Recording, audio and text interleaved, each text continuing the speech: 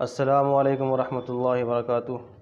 آپ حضرات کی طرف سے آج جو سوالات موصول ہوئے ہیں ان کے جوابات دیے جا رہے ہیں۔ یہ معلوم کر رہے ہیں کہ حضرت مرد کے لیے کاجل لگانا کیسا ہے۔ مرد کے لیے کاجل لگانا درست ہے، لگا سکتے ہیں، کوئی حرج کی بات نہیں ہے، لیکن کاجل آج کل زیادہ تر عورتیں لگاتی ہیں، اس لیے کسی مرد کے لیے بطور زینت کاجل لگانا یہ مناسب نہیں ہے۔ اگلا سوال یہ ہے، کیا مولانا مودودی کا قرآن کا ترجمہ پڑھ سکتے ہیں یا نہیں پڑھ سکتے؟ جواب عنایت فرمائیں۔ مولانا مودودی صاحب کا جو قرآن کا ترجمہ ہے اس کو پڑھ سکتے ہیں، لیکن اس شخص کو پڑھنا چاہیے جو صحیح اور غلط میں امتیاز کرنے کی صلاحیت رکھتا ہو، ایسا شخص اس ترجمے کو پڑھ سکتا ہے۔ اگلا سوال یہ ہے کہ نظر بد اتارنے کا کوئی اچھا سا طریقہ یا کوئی اچھا سا عمل بتا دیجیے، آپ کی مہربانی ہوگی۔ نظر بد اتارنے کے لیے سورہ قلم کی جو آخری آیات ہیں، وَإِن يَكَادُ الَّذِينَ كَفَرُوا لَيُزْلِقُونَكَ بِأَبْصَارِهِمْ لَمَّا سَمِعُوا الذِّكْرَ وَيَقُولُونَ إِنَّهُ لَمَجْنُونٌ وَمَا هُوَ إِلَّا ذِكْرٌ لِّلْعَالَمِينَ۔ اس کو 11 مرتبہ پڑھیں اور ہاتھوں پر پھونک کر کے پورے بدن پر دم کر لیں، انشاءاللہ اس سے فائدہ ہوگا اور نظر بد وغیرہ جو ہوگی وہ دور ہو جائے گی۔ یہ معلوم کر رہے ہیں کہ جمعے کی نماز کے بعد اکثر دیکھا جا رہا ہے کہ لوگ اور ان میں زیادہ تر نوجوان 2 رکعت پڑھ کر مسجد سے نکل جاتے ہیں۔ کیا جمعے کے بعد کی نماز کا مسئلہ کیا ہے؟ ہم کون سی رکعتیں پڑھیں، کون سی نہ پڑھیں؟ دیکھیے، کچھ تو رکعتیں سنت مؤکدہ ہوتی ہیں اور کچھ سنت غیر مؤکدہ ہیں۔ جمعے سے پہلے کی 4 رکعت سنت مؤکدہ ہیں، ان کو پڑھنا ضروری ہے۔ اسی طرح جمعے کے بعد 4 رکعت سنت مؤکدہ ہیں، اور اس کے بعد کی جو 2 رکعتیں ہیں وہ بھی راجح قول کے مطابق سنت مؤکدہ ہیں، لہذا ان کو پڑھنا چاہیے۔ ان کو اگر چھوڑیں گے تو اس کا گناہ ہوگا۔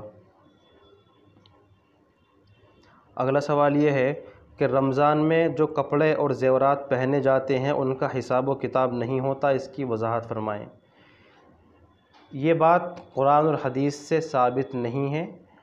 آخرت میں ہر چیز کا حساب ہوگا، لہذا یہ کہنا کہ رمضان کے مہینے میں جو کپڑے اور زیورات پہنے جاتے ہیں ان کا حساب و کتاب نہیں ہوگا، یہ بات قرآن اور حدیث سے ثابت نہیں ہے۔ یہ معلوم کر رہے ہیں کہ قرآن شریف مکمل کرنے کے بعد کیسے دعا مانگیں۔ قرآن شریف مکمل کرنے کے بعد دعا اسی طرح مانگیں جس طرح عام طور سے دعا مانگی جاتی ہے، اور اس قرآن کریم کا ثواب کسی کی ذات کو پہنچا سکتے ہیں، کسی زندہ کو بھی پہنچا سکتے ہیں، اور کسی میت کی ذات کو بھی اس کا ثواب پہنچا سکتے ہیں۔ معلوم یہ کرنا ہے کہ یا علی مدد بولنا کیسا ہے۔ دیکھیے، اللہ تبارک و تعالیٰ کے علاوہ کسی اور سے مدد مانگنا یہ بالکل ناجائز ہے، حرام ہے، شرک ہے، چاہے وہ کوئی نبی ہو، ولی ہو یا فرشتہ ہو یا کوئی بھی انسان ہو، کسی سے بھی مدد نہیں مانگی جا سکتی۔ مدد کے لیے جو پکارا جائے گا وہ اللہ تبارک و تعالیٰ کو ہی پکارا جائے گا۔ غیر اللہ سے مدد مانگنا یہ بالکل جائز نہیں، حرام ہے، شرک ہے، لہذا یا علی مدد کہنا یہ درست نہیں ہے، یہ شرکیہ جملہ ہے۔ حضرت مفتی صاحب، یہ معلوم کرنا ہے کہ کیا کوئی ہم سے پیسہ لے اور خوشی خوشی زیادہ پیسہ دے دے تو کیا ایسی صورت میں پیسہ قبول کر سکتے ہیں یا نہیں؟ جواب عنایت فرمائیں۔ اگر ہم نے کسی کو قرض دیا ضرورت کے وقت اور اس نے اس قرض کے ذریعے اپنی ضرورت پوری کر لی، بعد میں وہ قرض ہم کو واپس کر رہا ہے، ہمیں لوٹا رہا ہے، تو جتنا ہم نے دیا تھا اتنا ہی ہم لیں گے، اتنا ہی وہ ہم کو واپس دے گا۔ لیکن چونکہ ہم نے ضرورت کے وقت اس کی مدد کی تھی، اس کو قرضہ دیا تھا، لہذا اگر وہ خوشی میں کچھ رقم بطور ہدیہ یا تحفہ ہم کو دینا چاہے تو اس کا لینا درست ہے، یہ سود کے زمرے میں نہیں آئے گا۔ یہ معلوم کر رہے ہیں کہ میرا سوال یہ ہے کہ بنا وضو کے دعائے قنوت یاد کر سکتے ہیں یا نہیں کر سکتے؟ جی ہاں، بغیر وضو کے دعائے قنوت یاد کر سکتے ہیں، اس میں کوئی حرج کی بات نہیں ہے۔ اگلا سوال یہ ہے کہ حضرت خلا کس کو کہا جاتا ہے، اس کی تھوڑی وضاحت فرما دیں۔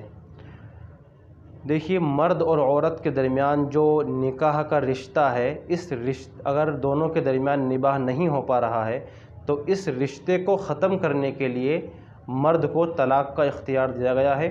وہ طلاق دے سکتا ہے اور طلاق کے ذریعے دونوں میں علیحدگی ہو سکتی ہے۔ لیکن اگر مرد طلاق دینا نہیں چاہ رہا ہے اور طلاق نہیں دے رہا ہے تو ایسی صورت میں بیوی کچھ مال وغیرہ دے کر کے اس کے بدلے میں طلاق لے سکتی ہے، اسی کو خلا کہا جاتا ہے۔ اب اس کی کئی ساری صورتیں ہیں، مثلا بیوی مہر معاف کر دے اور اس کے بدلے میں اس سے طلاق لے لے، یا جو ہے بیوی نے اگر مہر لے لیا ہے اور اس کو استعمال کر لیا ہے تو مہر کی اتنی رقم وہ شوہر کو واپس دے دے اور اس کے بدلے میں اس سے طلاق لے لے، یا الگ سے کوئی رقم روپیہ پیسہ وغیرہ یا کوئی سامان دے کر کے شوہر کو دے دے اور اس کے بدلے میں اس سے طلاق لے لے، اس کو خلا کہا جاتا ہے۔